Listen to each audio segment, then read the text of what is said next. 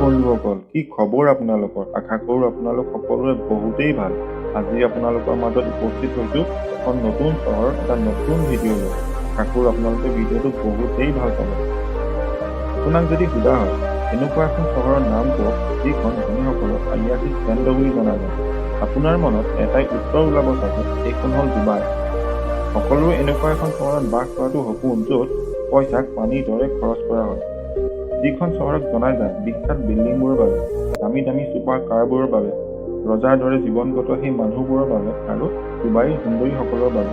সাধাৰণতে বেছিভাগ মানুহে ভাবে যে ডুবাই এখন দেশ হয়, কিন্তু আপোনালোকক জনাওঁ যে ডুবাই কোনো দেশ নহয়। আচলতে ডুবাই হ'ল ইউনাইটেড আৰব এমিৰেট, UAEৰ 7খন এমিৰেটৰ মাজত এখন চহৰ আৰু বাকীবোৰ এমিৰেটতকৈ সকলোতকৈ ধনী আৰু সুন্দৰ চহৰ।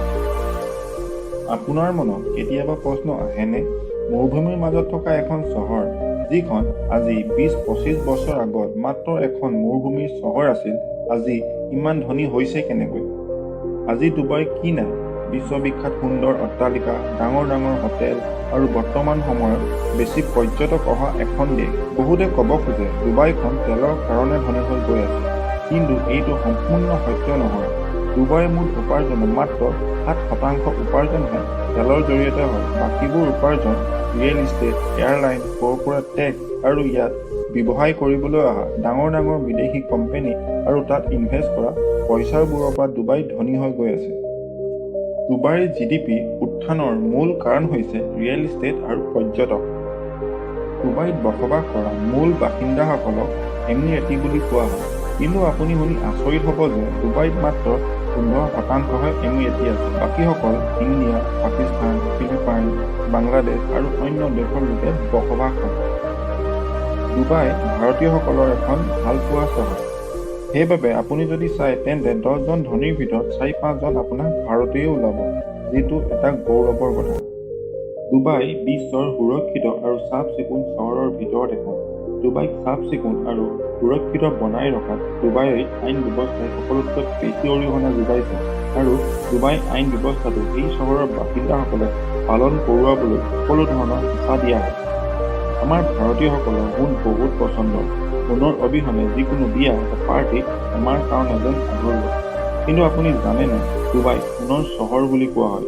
ডুবাই সোণৰ ইমানেই পচন্দ কৰা হয় যে ইয়াত সকলো ধৰণৰ সোণৰ বস্তুৰে ভৰি পৰি আছে।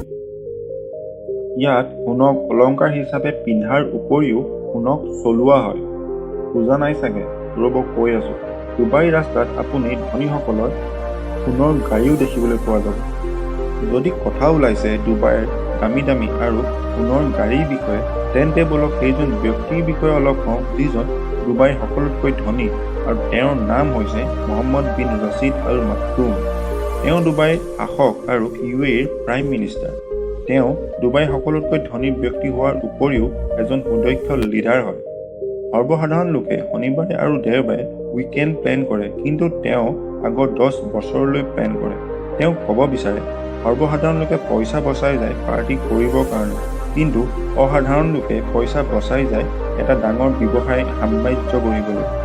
তেওঁৰ মতে ডুবাইত যদি কিবা আচৰিত বনাবলৈ জোৰ-জাৰ কৰা হ'ব, সেইটো তেওঁ প্ৰথম স্থানৰ তলত অহাটো নিবিচাৰে, নহ'লে সেইটো একমাত্ৰ হ'ব, নাইবা সেইটো 1 নম্বৰৰ হ'ব।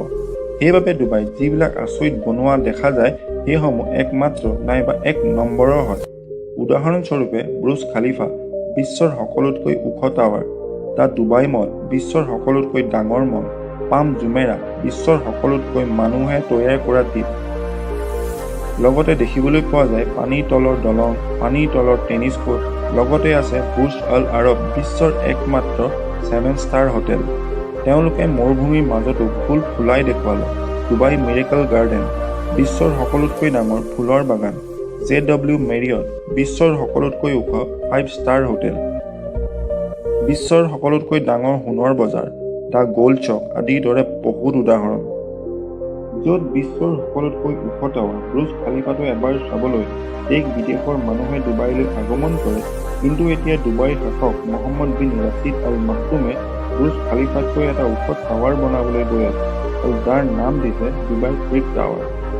যিখন ডুবাইৰ হাতত বিশ্বৰ সকলোতকৈ ওখ টাৱাৰৰ ৰেকৰ্ড আছে, সেইখন ৰেকৰ্ডেই আজি ডুবাই নিজেই ভাঙিবলৈ গৈ আছে। বুৰ্জ খালিফাৰ উচ্চতা হৈছে 800 মিটাৰ।